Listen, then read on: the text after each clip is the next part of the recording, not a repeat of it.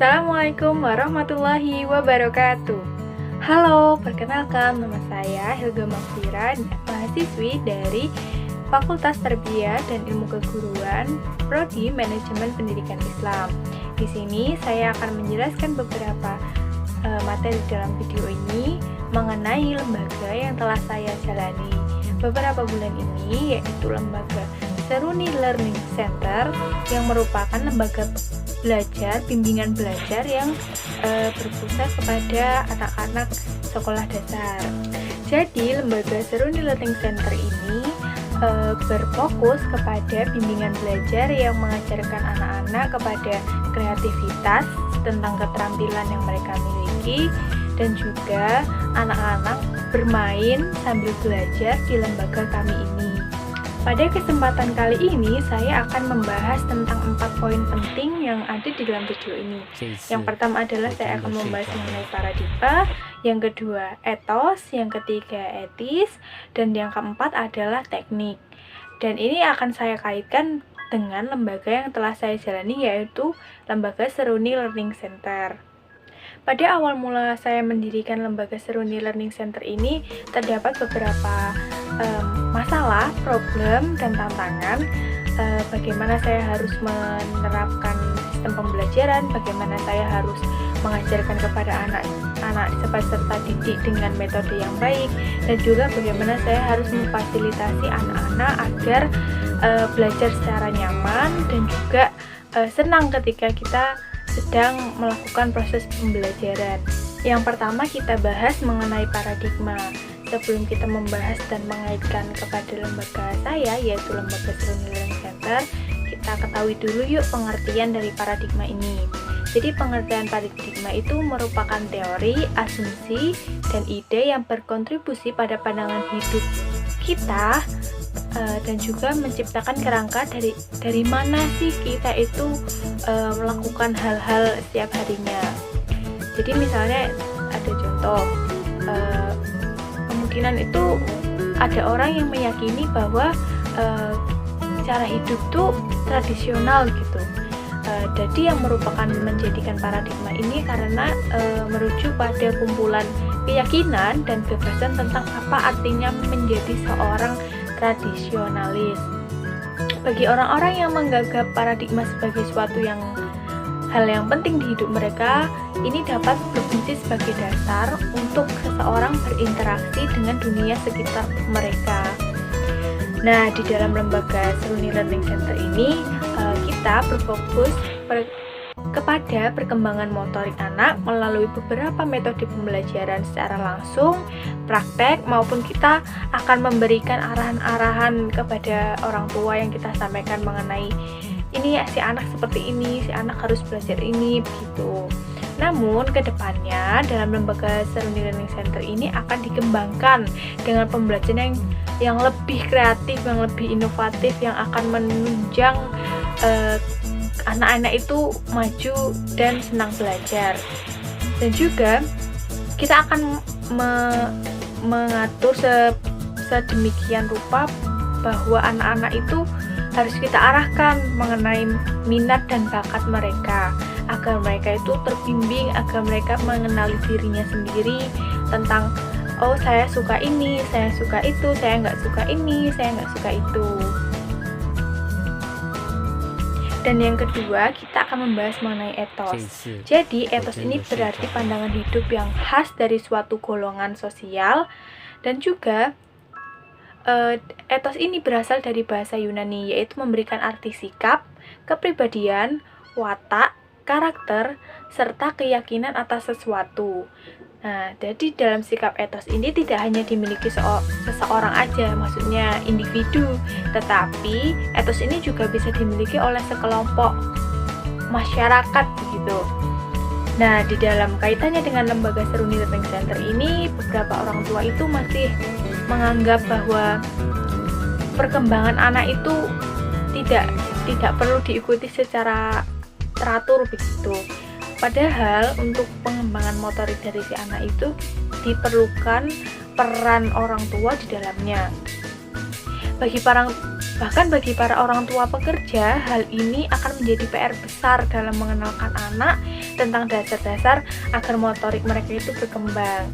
Nah, lembaga Seruni Learning Center ini hadir untuk menciptakan bagaimana orang tua itu juga harus berkontribusi dalam perkembangan anak. Nah, prinsip etos yang ada di dalam lembaga Seruni Learning Center ini adalah kerja itu adalah ibadah. Kita mengajarkan sesuatu kepada peserta didik itu kita anggap sebagai ibadah kita dalam memberikan anak-anak itu ilmu seperti itu. Dan yang kedua itu kerja itu adalah amanah. Kita dititipi ilmu, kita harus menyampaikan kepada peserta didik agar ilmu itu terus berkelanjutan. Dan yang ketiga, kerja itu adalah amal soleh. Jadi ketika kerja mendidik anak, membuat anak itu paham, membuat anak itu mengerti, itu akan menjadi amal soleh bagi kita sendiri. Dan yang ketiga, kita akan membahas etik atau etis. Jadi etik atau etis ini istilahnya itu bisa disebut juga dengan moral, atau bisa disebut juga dengan prinsip-prinsip yang dipegang teguh oleh seseorang maupun suatu organisasi begitu. Dalam bekerja, dalam melaksanakan tugas, dan juga melaksanakan kewajiban. Nah, oleh karena itu, semua profesi yang berkaitan dengan pelayanan masyarakat atau dengan kepentingan umum sudah harus memiliki kode etik gitu misalkan. Nah, itu sebagai prinsip-prinsip yang harus dipegang ketika kita menjalani itu. Dan juga kode etik ini akan mengatur tentang apa yang wajib atau harus yang dilarang ketika kita melakukan sesuatu, ketika kita melakukan tugas, ketika kita melakukan kewajiban. Dan sebagai contohnya nih, di dalam lembaga Seruni Learning Center, para pengajar atau pendidik harus bisa nih memahami anak-anak yang mungkin rewel saat pembelajaran berlangsung, mungkin mereka bosan, mungkin mereka karena dunia anak-anak itu masih dunia bermain, jadi kita harus menciptakan suasana bermain di dalam belajar itu. Karena hal ini adalah wajar bagi anak-anak, karena mereka pun tidak bisa, kita harus diam seperti ini untuk belajar, kita harus seperti ini untuk belajar, karena mereka masih suka dengan bermain. Dan juga apabila si anak ini belum paham atau mungkin belum mengerti, maka sebagai guru, sebagai pengajar harus mengutamakan hal ini agar semua itu sama rata, semua sudah paham, semua sudah mengerti. Untuk melanjutkan ke tahap selanjutnya itu menjadi proses yang lebih mudah seperti itu.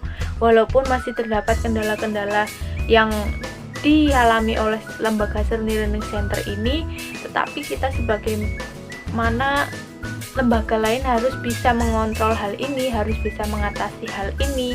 Dengan mungkin caranya kita harus belajar mengenai emosi anak, kita harus belajar mengenai metode pembelajaran yang baik, dan juga kita harus selalu mengintrospeksi diri ketika setelah kita melakukan pembelajaran. Dan yang keempat, ini kita akan membahas mengenai teknik. Nah, mungkin kita sudah sering mendengar kata teknik. Setelah terjadi kesalahan dalam teknik, kita harus seperti ini, harus seperti itu. Nah, apa sih sebenarnya teknik itu? Seperti apa yang dimaksud dengan teknik?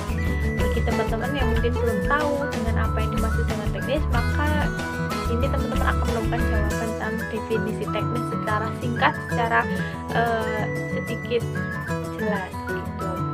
Dan jadi pengertian teknis ini adalah struktur sosial formal stabil yang dimiliki sumber-sumber berasal dari lingkungan dalam memproses sumber-sumber itu agar menghasilkan output.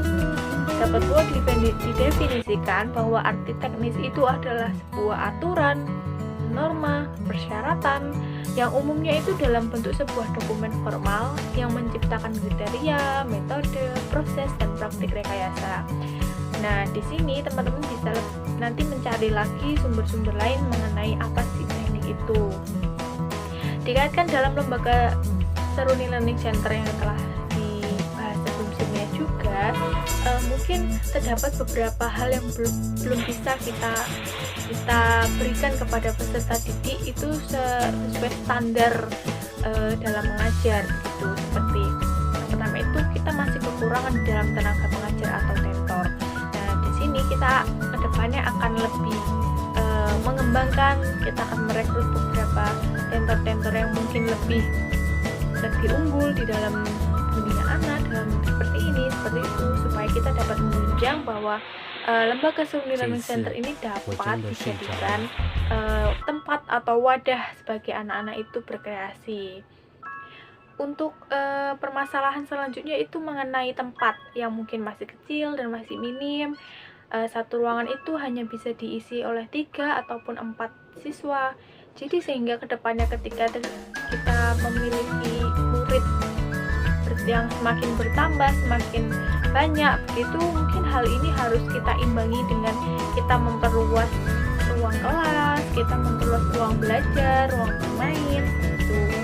Tapi dalam hal ini kita harus secara bertahap, karena ini ada masalah lagi dalam hal ini. Yang ketiga itu permasalahan adalah dana yang masih kurang atau masih minim dalam pengembangan selanjutnya. Jadi hal ini harus kita evaluasi kembali. Kita harus memikirkan bagaimana ini Lembaga Seruni Learning Center agar tetap bisa berkembang, bagaimana Lembaga Seruni Learning Center bisa menjadi wadah bagi anak-anak maupun orang tua yang akan menitipkan anaknya kepada kami gitu.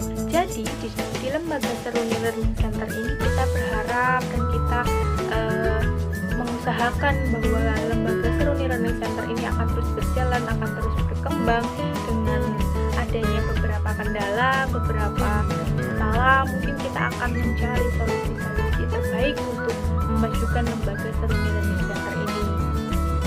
Karena persaingan yang semakin ketat di kalangan lembaga belajar, bimbingan belajar itu harus kita hadapi, harus kita telaah lagi bagaimana kita harus memajukan Lembaga Seruni Learning Center ini. Kesimpulan dalam video kali ini adalah kita harus lebih belajar mengenai apa Lembaga Seruni Learning Center ini supaya maju ke depannya, supaya berkembang, supaya kita mengenali lembaga ini terkendala bagian apa, terus ini, seperti itu, begitu. Nah, cukup sekian video penjelasan kali ini mengenai 4 poin penting seperti yang sudah saya bahas tadi ya teman-teman. Jadi ketika kita melakukan sesuatu, kita harus istiqomah, kita harus tetap berjuang dan berdoa. Terima kasih telah menonton video ini. Wabillahi taufiq wal hidayah. Wassalamualaikum warahmatullahi wabarakatuh.